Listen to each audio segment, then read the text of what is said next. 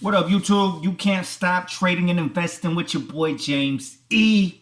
I want to talk about the two stocks I had in on an overnight play. I want to talk about GGII, how that turned out from my overnight play from yesterday. Had a beautiful run yesterday. Actually continued the run today, but had a morning panic that shook me out. I want to talk about GVSI. Also overnight play on that one. Pretty much open at break even. I want to get into that. And then I still, again, market cycles, man, and explaining the differences of what I'm seeing now compared to a few months ago. We're going to get into all that. But before I do, man, please click that like button. Please subscribe. It is very much appreciated. I am not a financial advisor. I'm just a guy that likes to research and analyze anything I find interesting in the stock market. And I like to share that with anybody willing to listen. So that being said, let's just get right into it, shall we? So first and foremost, GGII continued the run, man, and it winded up getting up to testing the 10s in the high 9s. I believe it topped out at 996, somewhere in there, but completely shook me out. Opened, so when I came to the market, the closing price yesterday was 895. And when I came into the market, we were showing, right before the market opened, we were showing 855 by 895. So, you know, I was going to be lucky if I got out even, because if I'm seeing the bid below the previous closing price, that is not a good sign. So I want to get out immediately. I had over 300,000 shares. And again, man, the difference between the market cycle of now going into summer and what we were experiencing in January, February, March, we're not getting that strength in the morning. Had a complete sell-off right in the morning, opened here at 868. So already gapped down at the open. And when it popped up a little bit, I instantly hit sell the market just to get out. And it wouldn't execute me, man. It just kept tanking. And it was printing off, you know, piece by piece all the way to the bottom. So winded up taking a $2,600 loss on it, compared to, you know, compared to the different cycle in January, February, March. I would have got that gap up probably up here, and winded up selling it at a penny and would have made $3,000. And that's exactly what I'm talking about my risk reward. Because if we get into the other account, same thing. I had 120,000 shares, winded up taking a $445 loss because it just would not get executed. So, you know, overall a $3,000 loss compared to my potential gain of a $3,000 gain. So that's exactly what I'm talking about that I've been noticing lately, that risk reward close to a 1-to-1. So it's not really worth it to me no more. It's not an A+ setup during this cycle. And so I kind of, you know, again, man, just taking a step back. This would have been a beautiful intraday play once I noticed the climb back.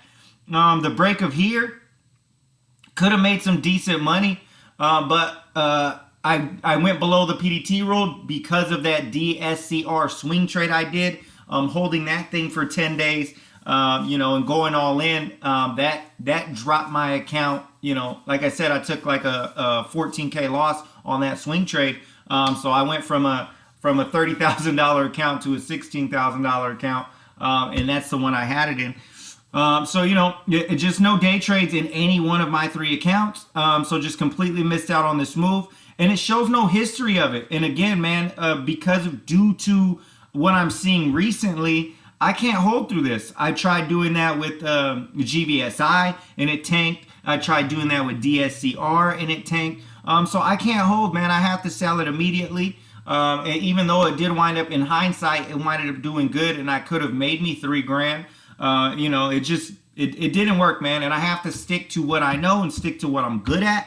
I have to get back to my process of the way I like to do overnight trades, which is buying it at the close and selling it at the open, or day trading intraday action. Unfortunately, no day trades. I'm all out of day trades, so I couldn't trade intraday action. I just had to go with the overnight play.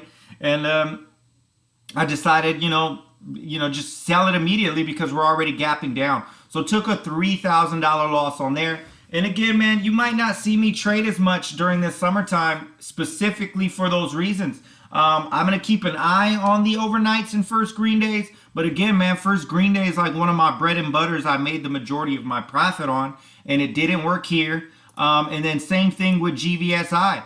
But GVSI, you know, I wound up only taking an $18 loss, so like a break even. And same thing with here. It closed at like 315. And what we were seeing, and it did get pretty good today. It got as high as 3.6. But again, I can't hold.